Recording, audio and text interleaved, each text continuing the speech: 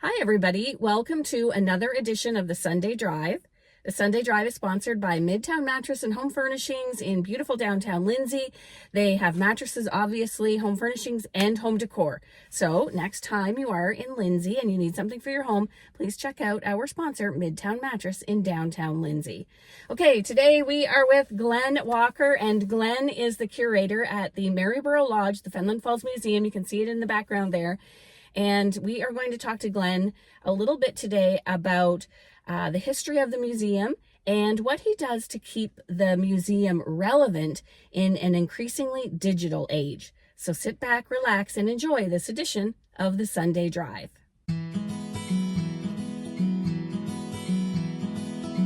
Okay, we are back with Glenn Walker, the curator of Marybor Lodge, the Fenelon Falls Museum.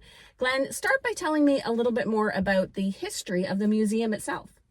So Marybor Lodge was a gentleman's house, and he ran into financial difficulties and his properties were liquidated and it was rented out for a while. And then three sisters operated as a tourist lodge. So it went from being like a hunting lodge to being like a tourist lodge. And then their nephew helped ensure that it became public property and a community facility. So then for many years it's been operated by a volunteer committee in partnership with the village of Fenelon Falls, and when there was amalgamation it became the city of Forest Lakes. How old is the building? The building was built in 1837. Wow. And it became a museum in 1963. Holy smokes, so it's very old. It is. It's a perfect spot for a museum. It's pretty well the oldest building in the area. Like, you'd have to go a fair distance to get any building that's older. Yeah, well, that's almost 200 years old, right? Yes. Is my math correct? It's not my forte, but yeah, that's amazing. Wow. Okay, so tell me a little bit more about, because the museum has become a community hub. It really has. And you always have all kinds of activities and events going on. Tell me a little bit more about yourself and what you do to keep the museum relevant. I think of it as our job here is to help the community have culture and have a space where they can have cultural activities. And so in a way it's kind of not to get in the way and to say yes when people have wonderful ideas of things that they want to do, and try and find a way to help whoever has a great idea make that happen. I guess our most popular exhibits are probably the outdoor educational activities that we have, which actually started by accident. That we'd planned an event, and everything that we'd planned for the event canceled on us on short notice before it, and we had to improvise something else. And we started. They say the greatest ideas come from something like that, right? Yes, exactly. That you don't. There was no great plan to do any of this, and we were really in a jam, and we were trying to figure out what to do. So we made up a whole bunch of silly activities out of pool noodles, and everyone thought it was hilarious. And then it grew into trying to make the activities that had once been manufactured when Fenelon Falls' largest employer was a toy factory into things that people from the community could actually do at the museum. And it's a wonderful location with a beach park right there. So we find that in the summer, a lot of people just want to do stuff outside. So a lot of our exhibits are actually outside on the lawn, and they're activities that draw from, science or art or the history of the area. And then inside the building every year we try and have a few feature exhibits. And this year we were really fortunate to have Dave Ellis, who is a wonderful photographer, do an exhibition of his photography. And we did an exhibit in partnership with the high school, and we did another exhibit where public school students drew their favorite moment in Fenelon Falls history because it was the village's anniversary. We have some permanent exhibits that, they're popular enough that we keep them going. We try and change little things in all the exhibits all the time, but the Ellenwood Play Space is one of our permanent exhibits, and every year we try and change a few of the activities. But it's a really important part of the history of this community, because for a generation that was the village's largest employer, and in that time basically everybody had something to do with Ellenwood products. I started here when I was a summer student, actually. Wow. I've been here a very long time for not being that old, but so I was a summer student, and it was very different then, but I found the history side of it interesting.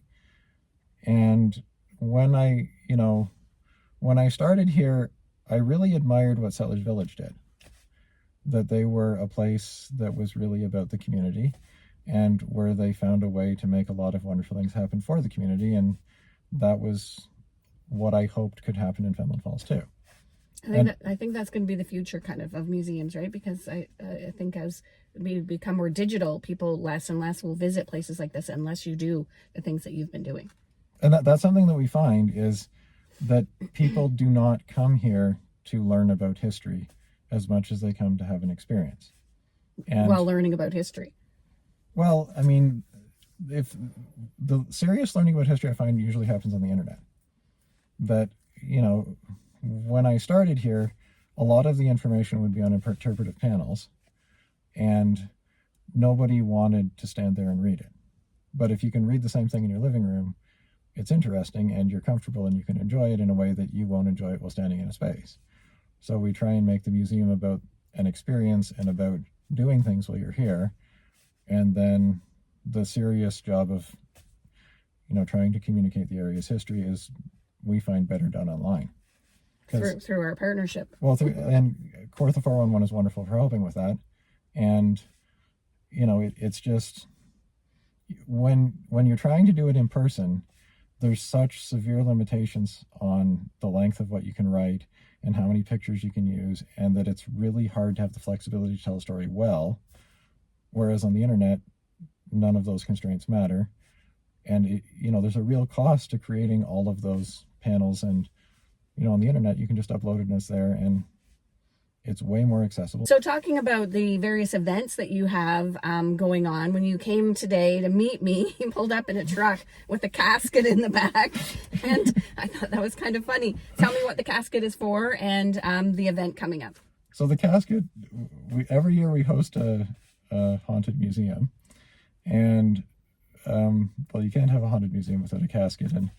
And Athelhart who's the town crier in Fenelon Falls, has been nice enough to volunteer to come back from the dead several times over the course of Halloween. And we're also planning a monster mash this year. Ooh. Which I think will be a lot of fun, where, you know, having, you know, if you can be a monster, you can win a prize for it. And we also have the haunted museum, where, you know, but we try and, there are some people who don't want to be scared on Halloween, right? Mm-hmm. And there are some people who really do want to be scared. So we're trying to cater to both of them.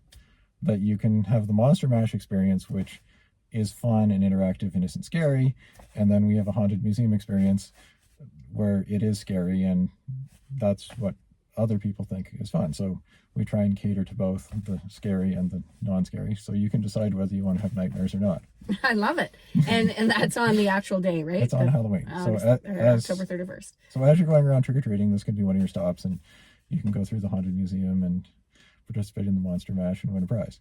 Sounds like so much fun. Yes. And then after that, we have Santa Day, which you also take part in Fenelon yes. Falls. And Santa Day is a wonderful day because everyone in the community takes part. And it really is remarkable what it's grown into being. Mm-hmm. That it's fun for everyone in town, and everyone gets to make their own contribution to making a holiday celebration for the village. And it's another thing where you never know what's going to happen this year. And that's what makes it fun, is because there are so many creative people who all have their own little piece to contribute to it. And what other events do you hold throughout the year? There's always something happening all summer on this grass. There is. Actually, you know, this year there was so many people here. We now have gullies in the lawn from all the traffic. And so every Saturday in the summer we have a special event for families. And it's all free. And it's all free. That's the most, I mean, it's supposed to be a community space, right? And it's important to have everything be accessible. And, you know, if a lot of people would think twice about coming if you had to pay every time you came. And really, it's, for the amount of revenues you would get by charging for something, it wouldn't be worth it for the number of people who wouldn't come. So basically, every day we're open, we have activities. And our biggest events of the year are Canada Day and Kids Fest. And Kids Fest is Labor Day weekend. And then we have a series of events throughout the year. Like there's a ball, and that was, you know, the high school kids wanted to do ballroom dancing. And it's pretty sweet. You know, when I was in high school, you would never admit wanting to do something like that. But now that's what they want to do. And it's very sweet and it's wonderful. And I mean, that's what makes the museum magical, is that there's all of these wonderful things that people want to do to have a positive community experience, and you get to be part of it.